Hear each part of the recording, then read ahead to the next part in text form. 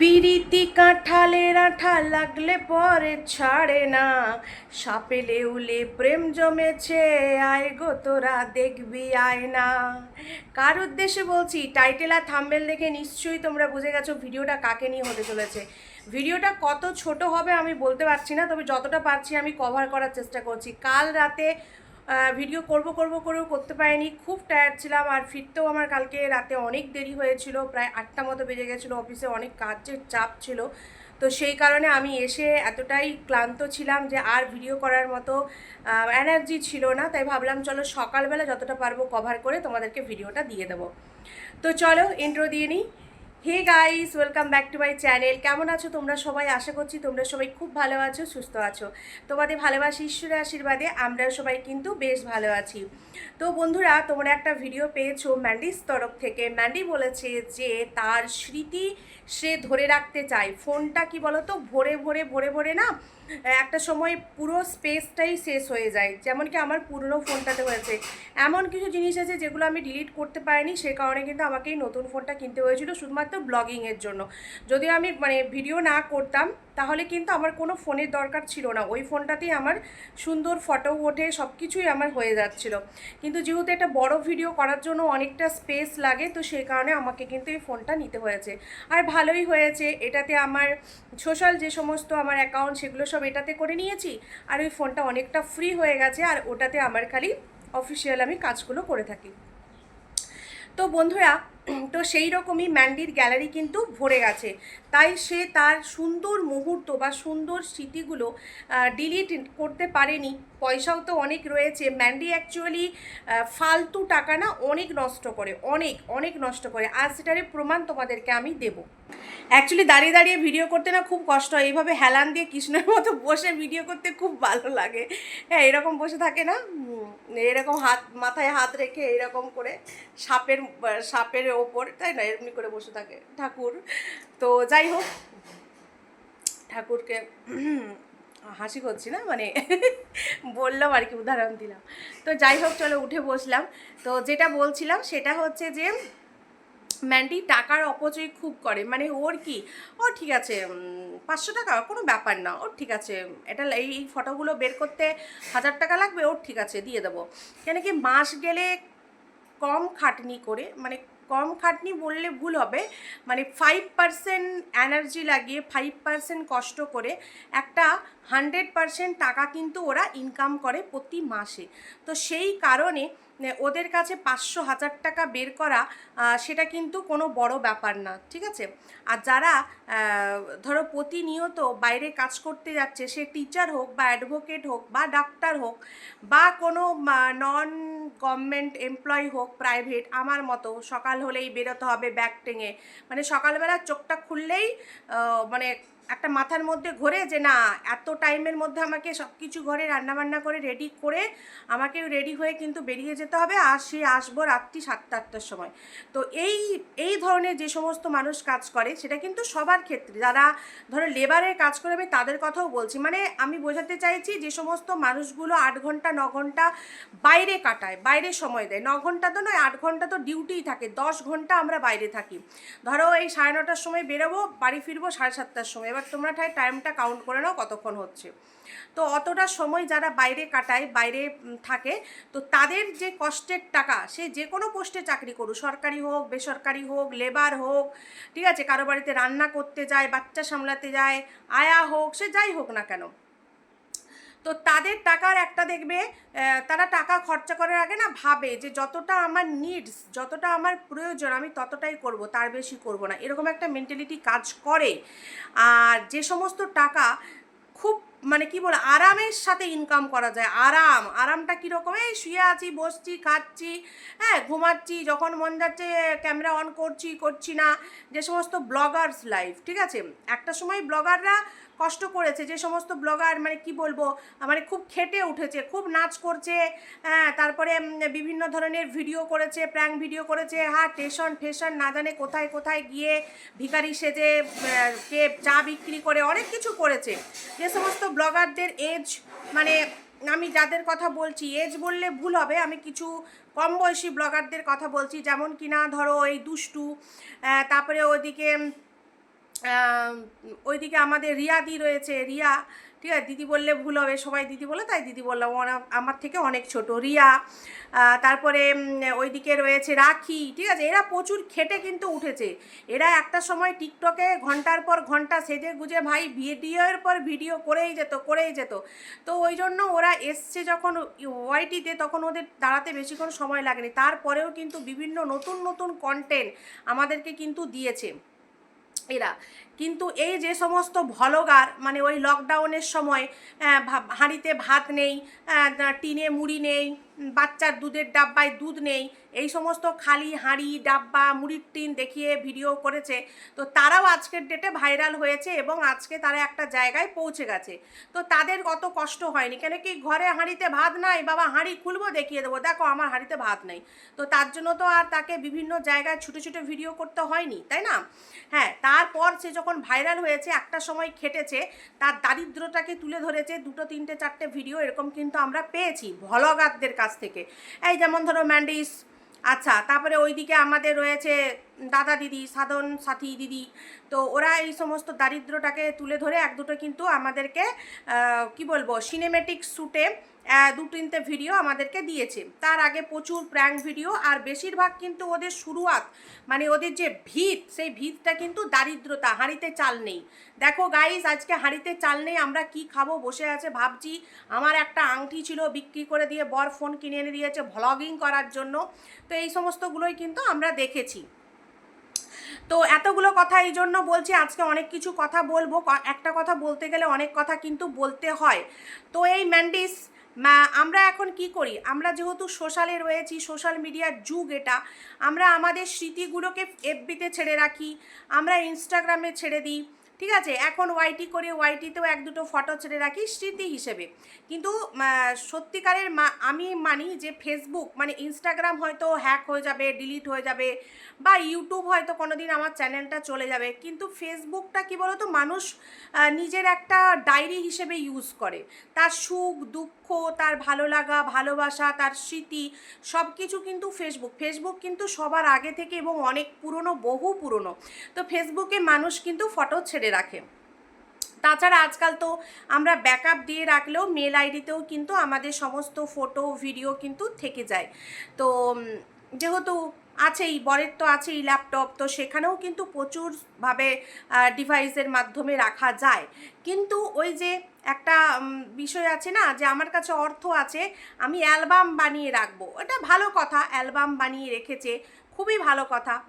সবার কাছে যদি সামর্থ্য থাকে তাহলে সবাই এভাবে অ্যালবাম বানিয়ে রাখতে পারে, কিন্তু কি করব বলো, আমরা বড্ড গরিব মানুষ, আমরা ওই এফবিতে ছেড়ে দিই ফটোগুলো, আর সেইটাই স্মৃতি হিসেবে থেকে যায়, আর যখন টুক করে মন করে তখন আবার এফবিতে ঢুকে ওইগুলো দেখে ফেলি, বুঝেছ? কিন্তু ম্যান্ডির ক্ষেত্রে সম্পূর্ণ আলাদা। তার কারণ এই যে 3টে দিদি, তার এতটাই প্রাণে, 3টে কলিজা, তো সেগুলো তো আর এফবি বা ইনস্টাগ্রামে ছেড়ে রাখা যায় না, সেগুলো মনের মনি কোঠরে রাখতে হবে, একদম আলমারিতে ভরে রাখতে হবে, সুন্দর অ্যালবামে করে, যখনই মন চাইবে বের করব দেখব, ঠিক আছে? তো এই পার্টটা আগে চুকিয়ে নিই, তারপর আসবো ওর ভিডিওর একটা পয়েন্টে। তো বন্ধুরা, সেখানে আমরা কি দেখতে পাই, সেখানে আমরা শুধু দেখতে পাই সোনা দিদি ভাইকে, ঠিক আছে? আচ্ছা, গুপ্তা দিদি ভাই খুবই সুন্দর দেখতে, ভিডিওতে দেখে যেটা মানে ফটোতে দেখে যেটা বুঝলাম, জানি না ওই ফটোটা তার কতদিন আগেকার, তো মনে হলো ওই ফটোটা বেশ কিছুদিন আগেকারই ফটো, কেন কি ভিডিও তো আমাদেরকে দেখিয়েছিল যখন শিলিগুড়ি ঘুরতে গিয়েছিল, দার্জিলিং, তখন আমরা দেখেছিলাম। তো যেটা দেখে আমরা বুঝেছি যথেষ্ট ওনার বয়স হয়েছে, এবং যে ফটোটা ম্যান্ডিকে পাঠানো হয়েছিল সেটা হয়তো কিছুদিন আগের ফটো, আর এমনিতেও মানুষকে ফটোতে একটু বেশি সুন্দর লাগে। তো যাই হোক, দেখতে সত্যিই সুন্দর, খারাপ কেন বলবো। আর মেক্সিকো দিদিভাই তো সো হট, দারুণ দেখতে, দারুণ, সে যেমন সুন্দরী তেমন সে বাইরে থাকে, নিজেকে মেনটেন করে, খুব ভালো লেগেছে, এই 2টো দিদিকে খুব ভালো লেগেছে। কিন্তু এই যে সোনা দিদিভাই, এইটার ফটো দেখে মানুষ একবারে আঁতকে উঠেছে, ঠিক আছে? কেউ মেনে নিতে পারছে না। মানে ব্লগিংয়ে ওর যে সমস্ত ব্লগিং দেখে যে সমস্ত ভিউয়ার্সরা, তো এমন অনেক ভিউয়ার্স রয়েছে যারা কিন্তু মারুকেও আজও দেখছে। মারুর সাথে কিন্তু ম্যান্ডির পুরো একদম সম্পর্ক নেই, একদম তোমরা জেনে নিয়েছো। তারপরেও সেই মানুষগুলো যারা ম্যান্ডিকে ভালোবাসে তারা কিন্তু মারুকে লুকিয়ে লুকিয়ে দেখে আসে, ভালোই কমেন্ট করুক বা না করুক, দেখে আসে। কিন্তু এই মানুষগুলোই এই সোনা দিদিভাইকে নিতে পারছে না। তার কারণ এখানে দর্শক হচ্ছে আমাদের এখানকার জাজমেন্ট, ঠিক আছে? তো ওরা ভালো করে মানুষকে জাজ করতে পারে কে ভালো আর কে খারাপ, আর তারা সম্পূর্ণ ডিটেলস লিখে দিচ্ছে যে একটা সময় তোমাকে উলঙ্গ করে ছেড়েছে ওয়াইটির বাজারে, তোমার ফ্রেন্ডশিপ, তোমার মানে কি বলবো, দুর্বলতার সুযোগ নিয়েছে। কমেন্টটা এখন পড়ে বলতে পারছি না, অনেক বড় হয়ে যাবে ভিডিওটা। তো মোটামুটি ভিডিওটা কমেন্টটা তোমরা হয়তো অনেকের চোখে পড়েছে। তিনি লিখেছেন বি কেয়ারফুল, ঠিক আছে? বি কেয়ারফুল ছিল না কেয়ারফুল ছিল, না না কেয়ারফুল ছিল না।